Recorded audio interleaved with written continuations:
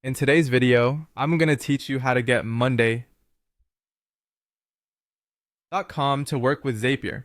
This integration will allow you to automate tasks seamlessly between Monday.com and countless other applications, making your workflow more efficient and error-free. Let's walk through the process together, step by step. First, head over to your Zapier dashboard. Once you're there, look for the option to create a new Zap. Click on the button that says plus create Zap. This is where the magic begins. In the Trigger app field, type in Monday.com and select it from the list. You'll then see an option to sign into your Monday.com account.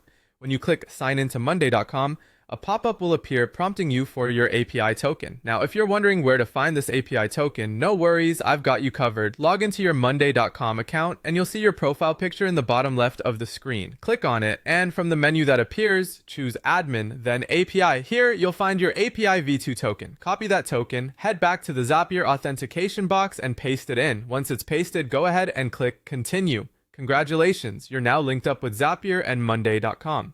The next thing we'll do is set up a trigger, which is what will kick off your automation, or Zap, as Zapier calls it.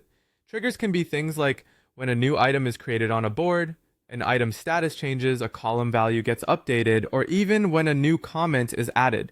For our example, let's say we want a trigger for when a new item is created in Monday.com.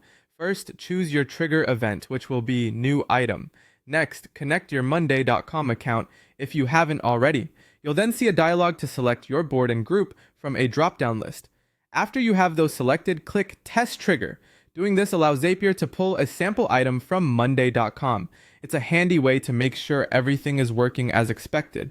Before turning your Zap on entirely, it's wise to test it. To do this, click on Test Action. Zapier will then use your sample data to perform the designated action. Check your target app to see if the Zap worked. For instance, if a message was sent or a row was created. If everything looks good and functions as you wanted, then you're all set.